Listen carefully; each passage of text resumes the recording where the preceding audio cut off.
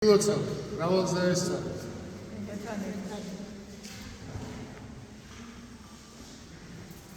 Იცით თქვენ რომ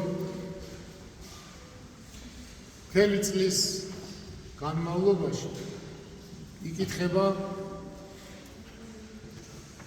ახალი აღთქმა ღვთისმსახურების დროს და ამ კითხვის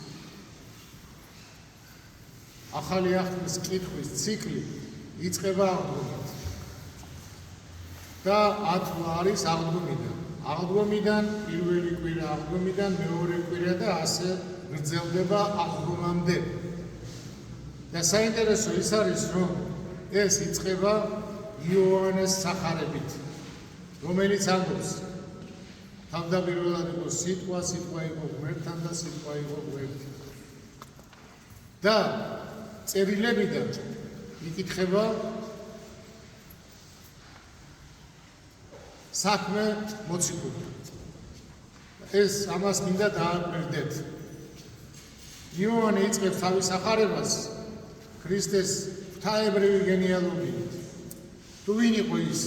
ეს გავიგეთ ჩვენ აღდგომის შემდეგ. აი რას ნიშნავს აღდგომა? ეს გაიგო მოციქულებმა. ამას ჩაწვდნენ მოციქულები აღდგომის შემდეგ, როცა მათზე გადმოვიდა სულიწმინდა.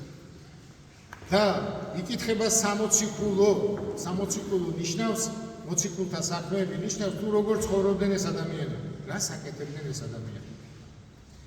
აი რისთვის არის აღდგომა, როგორ შეცვალა აღდგომა ადამიანები და როგორები გახდნენ ადამიანები, აღდგომის ხილველი ადამიანები როგორები გახდნენ, აი ეს წერია საქმე მოციქულთაში. როგორი გახდა პეტრე, იოანე, პავლე შემდეგ და ასე შემდეგ. და ეს იმისთვის არის, რომ ჩვენ როცა ერთმანეთს ულოცავთ, რომ ქრისტე აღდგა და ჩვენ ქრისტეს აღდგომები ვიხარია, ის აღდგომა უნდა ვცვლიდეს. ისეთი უნდა ვიყოთ, როგორებიც იყვნენ მოციქულები. ეს არის აღდგომის სიხარული. სხვანაირად აღდგომის სიხარულს აზრი არა. თუ მან არ შეგცვალა შენ, თუ მან არ გაგიხსნა ცა, თუ მან არ დაგარწმუნა შენ, რომ სიცოცხლე არსებობს.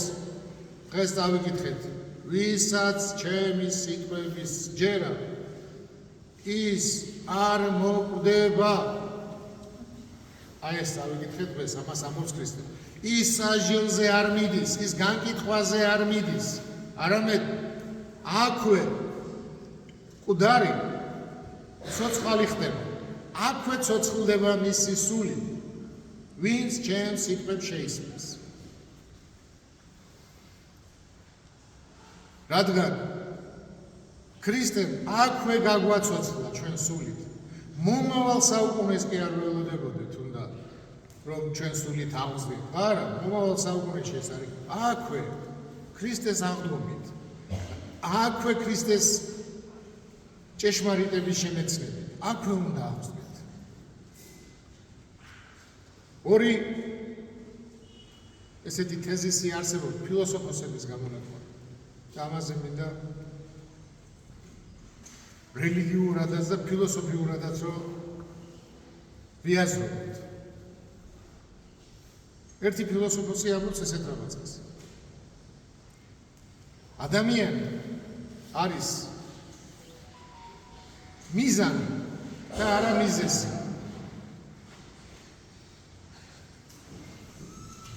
მეორე ამბობს ესეთ რაღაცას. ადამიანის სახელი არის მზრუნველობა. ადამიანი მაშინ არის ცოცხალი, როცა იზრუნავს. და თუ მან ზრუნველობა შეწყვიტა, ის წყვეტს ადამიანობას. აი ამას დააკვირდით. როდესაც ჩვენ სხვაზე ვზრუნავთ, როცა ჩვენ სამშობლოზე ვზრუნავთ, როცა ჩვენ მეორე ადამიანზე ვზრუნავთ, მაშინ ვართ ადამიანები. და ის პირველი თეზისი, ადამიანი არის მიზეზი და არა საშუალება. ანუ შენი მოქმედების მიზეზი, მიზანი უნდა მიზანი ადამიანი, ხო? მიზანი ნიშნავს, რომ ადამიანისთვის უნდა ზრუნავდე და საშუალება ნიშნავს, როცა ადამიანს შენთვის იყენებ. შენთვის. შენი რაღაცისთვის. ეს არის ადამიანის შენთვის საშუალება. სკამის შენარჩუნების, ფულის შოვის და ასე შემდეგ. როცა შენთვის ადამიანის საშუალება ხდება, იქ შენ კარგავ ადამიანობას, რადგან ადამიანობა ზუსტად ის არის, რომ იზრუნო მეორეზე. დააკვირდით თქვენს თავს, როცა თქვენ ზრუნავთ ვინმეზე, თქვენ ხო ფიქრობთ, რომ მასზე ზრუნავთ. არ ფიქრობთ ეს, თქვენს თავზე ზრუნავთ. იმიტომ რომ თქვენ როცა მზრუნველი ხართ, მაშინ ცოცხლობთ. მაშინ ხართ ცოცხალი. ფუნქცია დაკარგული. მშობლებს, ვებიებს დააკვირდით. როგორ ძიმე მდგომარეობაში ვარდებია, თუ მათ ფუნქცია დაკარგეს. თუ მისი ზრუნვა არავის არ ჭირდება. როგორ ძიმე დღეში ვარდება ადამიანი, იმიტომ რომ ადამიანის სახელი არის მზრუნველობა. აი როცა თქვენ გიყვართ, ხო ყველა ფიქრობს, რომ ბედნიერია ის ადამიანი, ვინც უყვართ. არა. ბედნიერია ვისაც უყვარს. და რატო? და სიყვარული სულ სხვანაირად გარდაქმნის. ამიტომ ამბობს ქრისტე, გიყვარდეთ. მე როცა მოყვასი მიყვარს, ეს მოყვასის ბედნიერება კი არა. ჩემი ბედნიერება. რომ მე გამაჩნია სიყვარული და სიყვარული ღმერთია. ესე ღმერთია ჩემში. ამიტომ ყოველთვის ადამიანები, რომლებიც